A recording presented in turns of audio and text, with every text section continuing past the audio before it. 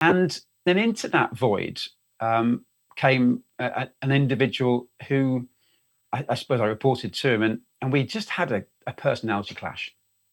And it's interesting because you and I talk about conflict, and I don't like conflict. I don't know if anybody does, right? But I don't like conflicts. And so I actively seek to resolve it. And I think over the years, I've become reasonably good at it. I can generally find areas of agreement. I can find spaces where we can come together. There's something that we can build on.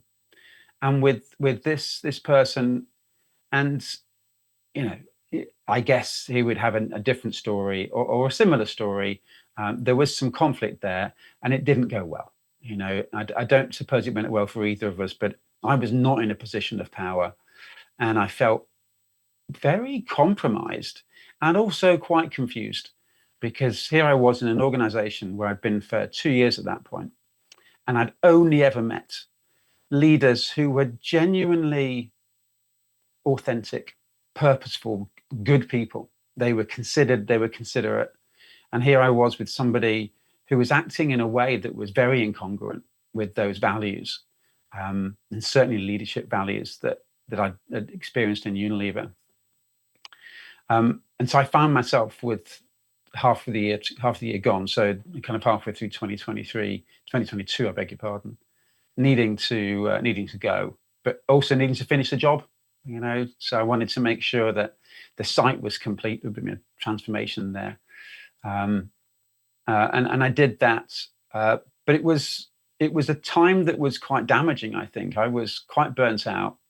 I think a lot of people talk about burnout, and my research is it really is a physical thing. And I think I was quite worn by the end of that experience, and it took me probably a year of reflection to be able to look back at it without being angry, and to look back on it, reflect on it as a positive learning experience.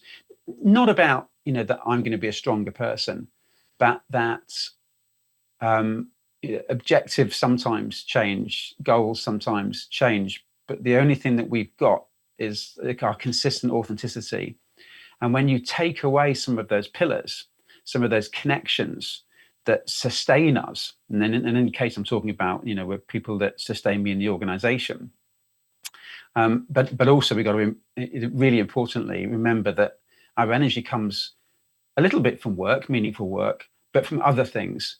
And I think I'd neglected those other things. And I think that was what my reflections were in that year afterwards, was if it's not meaningful work, or even if the work is challenging, what is it that brings me sustainable energy and happiness? And that is community, connections to people, contributing something bigger than myself, and being in nature.